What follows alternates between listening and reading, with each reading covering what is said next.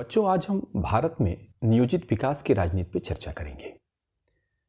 इसके लिए सबसे पहले हमें 1917 के सोवियत संघ के योजनागत विकास को समझना पड़ेगा। सोवियत संघ में रूस की क्रांति के पश्चात विकास का जो मॉडल अपनाया गया वह योजना बनाकर विकास करने की राजनीति का मॉडल अपनाया गया और यह प्रयोग बहुत सफल रहा और इसका परिणाम जल्द ही पूरी दुनिया को दिखने लगा। वह रूस जो परंपरागत अर्थव्यवस्था का देश जाना जाता था, जहां आधुनिक संस्थाएं जीर्ण शीर्ण अवस्था में थीं, उसने बड़े कम समय में चमत्कारिक विकास के द्वारा अपनी प्रतिष्ठा विश्व राजनीति में स्थापित की। उससे दुनिया के तमाम देश प्रभावित हुए। भारत भी उनमें से एक था। भारत ने 15 मार्च सन 1950 को योजना आयोग का गठन किया, लेकिन इसके पहले भारत में नियोजित विकास के लिए एक लंबी चर्चा परिचर्चा हुई। सबसे पहले सन 1934 में सर एम विश्वेश्वरैया ने भारत में नियोजित अर्थव्यवस्था के नाम से एक पुस्तक लिखी और उसमें भारत के विकास की नियोजित यानी प्लान डेवलपमेंट की कल्पना की। तत्पश्चात सन 1938 में भारतीय राष्ट्रीय कांग्रेस ने एक योजना सलाहकार समिति बनाई और उसका अध्यक्ष पंडित जवाहरलाल नेहरू को बनाया गया। इसके पश्चात सन 1944 में मुंबई के 8 उद्योगपतियों ने मिलकर एक बॉम्बे प्लान तैयार किया। फिर इसके पश्चात 1944 में ही एम.एन. राय साहब ने जन योजना की चर्चा की, पीपल्स प्लानिंग की चर्चा की और 1944 में ही प्रसिद्ध गांधीवादी श्रीमन्नारायण ने गांधीवादी योजना प्रस्तुत की। भारत की अर्थव्यवस्था के विकास के लिए ये सारी वो चर्चा परिचर्चाएं थीं जिन्होंने योजना बनाकर भारत के आर्थिक विकास की चर्चा परिचर्चा की। अंततः 1946 में किसी नियोगी आयोग ने भारत में एक योजना आयोग के गठन का सुझाव दिया और इसी आधार पर 15 मार्च सन 1950 को भारत में योजना आयोग का गठन किया गया। अगस्त 1952 में इसकी सहकारी संस्था के रूप में एक और संस्था का निर्माण किया गया जिसे एनडीसी कहते हैं, नेशनल डेवलपमेंट काउंसिल, अर्थात राष्ट्रीय विकास परिषद। राष्ट्रीय विकास परिषद का गठन इस परिस्थिति में किया गया कि योजना आयोग के द्वारा जो योजनाएं बनाई जा रही थीं उससे राज्य संतुष्ट नहीं थे। भारत एक संघात्मक ढांचा है और यहाँ केंद्र और राज्य दोनों का परस्पर सहयोग आवश्यक होता है, लेकिन राज्यों के असंतोष के कारण योजना आयोग के पश्चात एक और संस्था, राष्ट्रीय विकास परिषद, जिसमें सभी प्रदेशों के मुख्यमंत्री पदेन सदस्य होते हैं, का गठन किया गया और इसके बाद योजना आयोग और राष्ट्रीय विकास परिषद परस्पर तालमेल के द्वारा भारत में नियोजित विकास की रूपरेखा खींचते रहे हैं।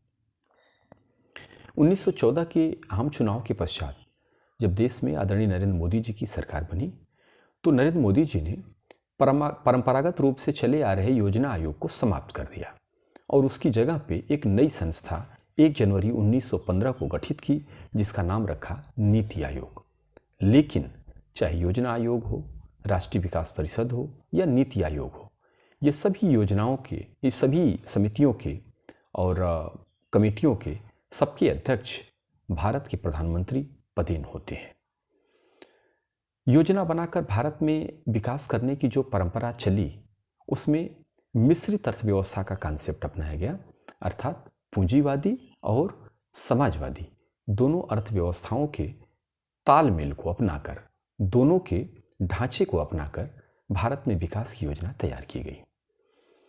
1990-91 में जब उदारीकरण का दौर शुरू हुआ और भारत ने उदारवाद की राजनीति अपनाई, अर्थात जो राज्य का हस्तक्षेप था आर्थिक विकास में उसको कम करके निजी क्षेत्रों की सहभागिता पर जोर देने की योजना बनाई गई और इसके बाद से ही माना जाता है कि 1991 में भारत ने पूंजीवादी आर्थिक अर्थव्यवस्था के सिद्धांतों को बड़ी मात्रा में अपना लिया। भारत में उदारीकरण की एक ट्रेन चल पड़ी और भारत ने सैद्धांतिक तौर पर उदारीकरण, निजीकरण और विनिवेशीकरण, इन 3 अवधारणाओं के द्वारा भारतीय अर्थव्यवस्था को संभालने और आगे बढ़ाने का प्रयास किया। इस क्रम में जब निजी पूंजी के द्वारा देश के आर्थिक विकास की कल्पना की जा रही थी, ऐसे में राज्य का हस्तक्षेप कम होना स्वाभाविक था और तब जो परंपरागत रूप से योजना बना के, व्यापक योजना बना के नियोजित विकास की राजनीति अपनाई गई का रास्ता अपनाया गया, उसके जगह पर अब सांकेतिक योजना की कल्पना की गई कि राज्य का हस्तक्षेप कम होगा, राज्य नियंत्रक के बजाय नियामक की भूमिका में होगा और इसी योजना को सांकेतिक योजना के नाम से जानते हैं, जो 1991 के बाद भारत में अपनाया गया।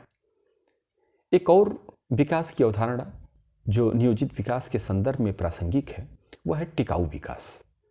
बता दें बच्चों, टिकाऊ विकास का तात्पर्य देश के प्राकृतिक संसाधनों का विकास के लिए इस प्रकार प्रयोग करना है कि वह भावी पीढ़ियों के लिए भी सुरक्षित बची रह सके, अर्थात इको फ्रेंडली डेवलपमेंट के विकास की अवधारणा को टिकाऊ विकास अर्थात सस्टेनेबल डेवलपमेंट कहते हैं।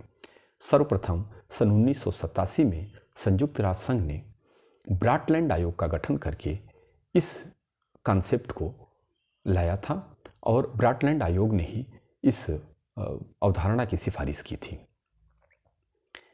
एक और विकास की अवधारणा जिसे सहभागी विकास यानी इंक्लूसिव डेवलपमेंट कहते हैं, इस अवधारणा का जन्म भी इस पृष्ठभूमि में हुआ है कि पूंजीवादी विकास का जो मॉडल है उसमें समाज के कमजोर वर्ग, जो पिछड़े वर्ग हैं और जो सामाजिक न्याय की अवधारणा है वह कहीं पीछे छूट जाती है। ऐसे में विकास का ऐसा मॉडल, ऐसा ढांचा अपनाया जाए कि विकास का लाभ उन वर्गों तक भी पहुंच सके। इसे इंक्लूसिव डेवलपमेंट कहते हैं, अर्थात सहभागी विकास का, समावेशी विकास भी कहते हैं। विकास की एक और अवधारणा है जिसे सशक्तिकरण विकास कहते हैं, अर्थात एम्पावरमेंट डेवलपमेंट कहते हैं। एम्पावरमेंट डेवलपमेंट की अवधारणा इस बात पर आधारित है कि अनुदान देने के बजाय, सहायता देने के बजाय, प्रत्यक्ष भौतिक सहयोग करने के बजाय हम समाज के वंचित, उपेक्षित और कमजोर वर्गों को निर्णय प्रक्रिया में शामिल कर लें और ऐसा करने से उनको सशक्त बनाया जा सकता है, उन्हें आत्मनिर्भर बनाया जा सकता है और विकास की धारा में उन्हें उनके साथ न्याय किया जा सकता है। थैंक यू बच्चों। अगले एपिसोड में हम लोग कुछ अन्य अवधारणाओं पर बात करेंगे और चर्चा करेंगे। Thank you.